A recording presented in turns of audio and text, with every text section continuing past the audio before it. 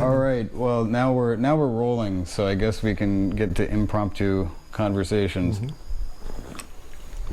So, welcome, viewership of 500 people. We're here down in Oita. Are we in Kunisaki or are we past? We're on the Kunisaki Peninsula, which is composed of four administrative districts. One of which is called Kunisaki City. Okay.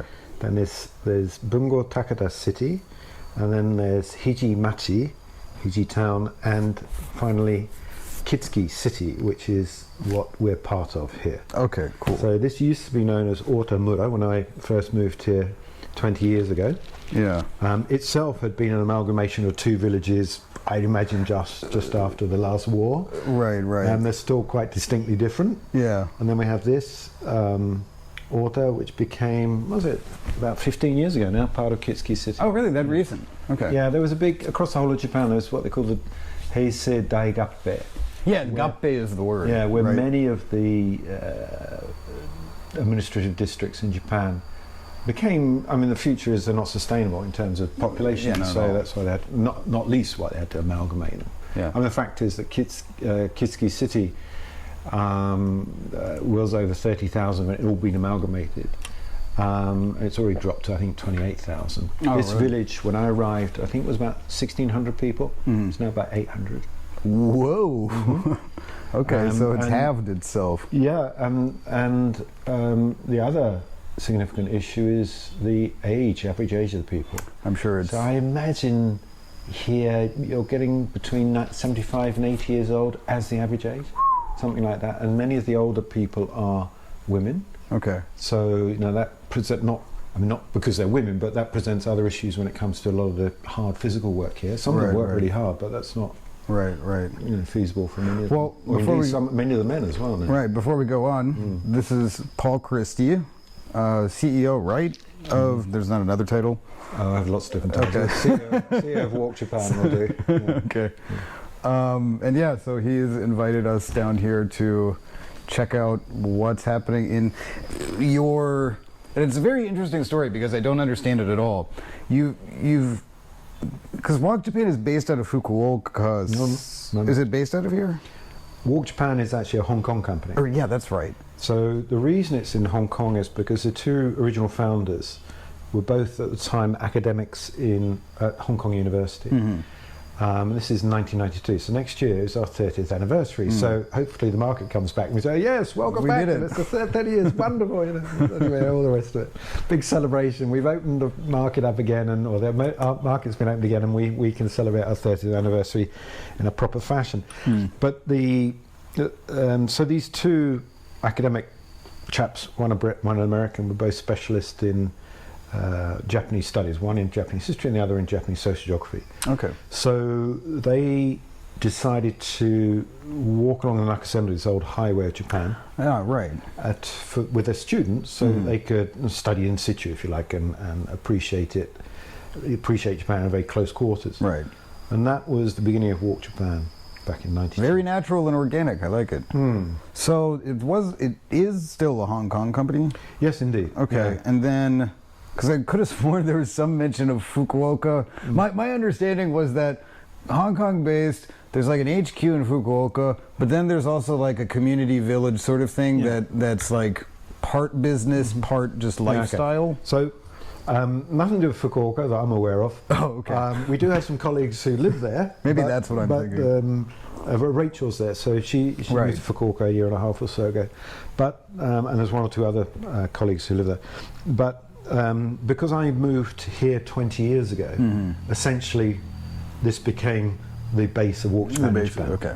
Because back in those days there was Tom in Hong Kong, Dick, the other colleague in Hyogo Prefecture, where he'd become Professor of Policy Studies at Kwansei Daigakuin Daigaku. Okay. There, and there was me here. And effectively I was running the business because they were too busy with their academic work. Right. And that's how it happened. Now, as I mentioned, we at the beginning of 2020, we had 112 members of staff. That's full-time, part-time, and freelance. Right. Of which 80 were tour guides, as we like to call them, tour leaders. And we're a pretty sizable business. But we've grown from when I moved here 20 years ago. It was essentially just myself, briefly. Then there was one other, then a dog, then and then we accumulation. My wife turned up, and she became part of the business, and it's been a great journey.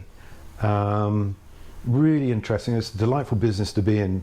Where people are coming on tour with us as they would go on any holiday with anybody else or on their own, because they're looking forward to something, and they're looking forward to the enjoyment of being somewhere different or meeting old friends or whatever it might be.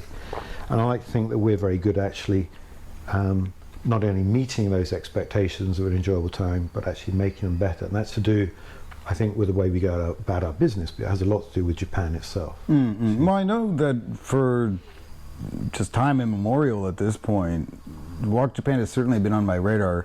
And there was, what's his name? Another Paul. Turley? No. I haven't talked with him for a minute. He was doing like Tokyo tours. Oh, yeah. Comes from Chicago. Yes. Paul, yeah, great guy. I mean, he's been working with us for, I would say, close to 10 years now. Okay, yeah. And because I think maybe it was through him, because I somehow got connected with him, went on one of his tours, and was just blown away by his encyclopedic knowledge of invisible history in Tokyo. He won't really venture beyond Tokyo, because that's really his. I've had this talk with him actually. He's sort of friendly referred to a rival down, I think it's in Kyoto, and how they're, a friendly rivalry, but the guy in Kyoto, I think he's referring to as a Canadian guy. I think so. Who's very knowledgeable about Kyoto. Yeah, in the same way that Tierney, separated by 500 kilometers. Yeah. So I think that's how I heard about it, but I've not had the opportunity to check it out. And then of course coronavirus happened. But strangely enough, I was kind of thinking that with how your business kind of you're not taking tours of Tokyo Tower. It's a lot of teas. No, definitely we're not interested in that. Yeah, exactly. You're taking tours of like wide open spaces where nobody else is. Yeah, well, even within Tokyo, I mean, there's a sort of wide open space where people they don't really know what it's about. So you're still in the big city, but what Paul takes you into, and all our Tokyo tourists do, is into a space which nobody else seems to be. They may be right next to you, but they're not sharing it with you because they're not really interested in it, or they're not knowledgeable about it. And it's amazing how many people in Tokyo are not knowledgeable about their own city. And it's okay, that really, I want to jump off that one. Not really knowledgeable about your surroundings. That's, I think, and it's not just a Tokyo thing, I think that is sort of maybe a symptom of modernity, like chronic modernity or something like that.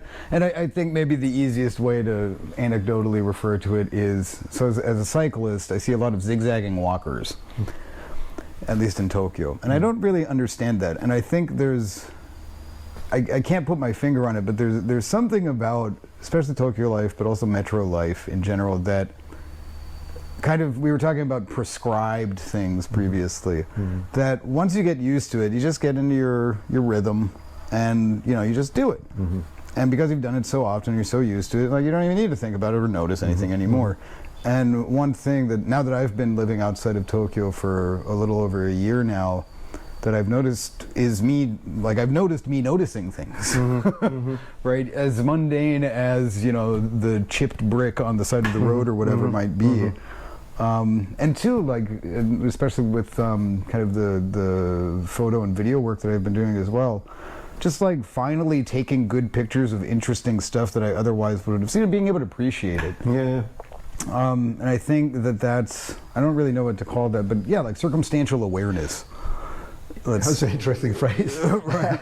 I think also, the big cities, Tokyo, of course, London, New York, it's very easy to be passive. Yes. Because there's plenty to occupy you, whether even if it's just shopping. Right. And feel fulfilled by that to a greater or lesser extent, or just go to a bar, become a regular in a bar, and you meet the other regulars on a regular basis. Yes. Because you keep frequenting the same sort of place.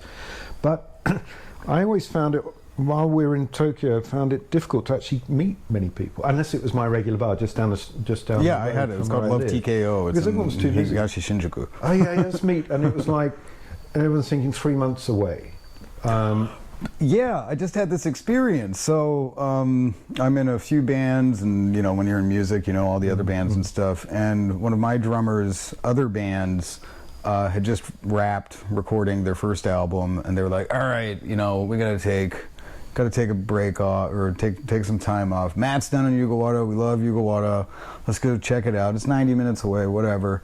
Apparently they spent like 2 months planning these 2 nights that they were staying, like, I think it's almost exactly 100 kilometers outside of Shinagawa. And one of them ended up not being able to make it. And I remember just thinking, like, geez Louise, if you can't pull this off. Yeah.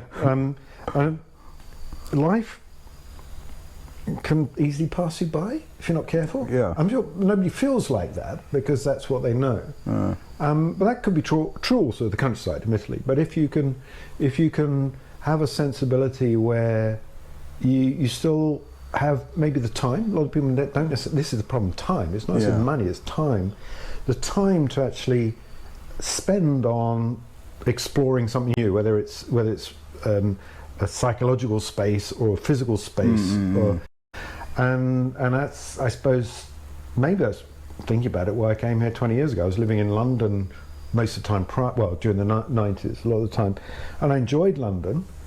I enjoyed friends there, but I was always looking to be somewhere else. From my teenage years, I knew I wanted to go and live again back in the countryside. I come from a small fishing town in the southeast of England, fairly rural area surrounding it, and I always appreciated that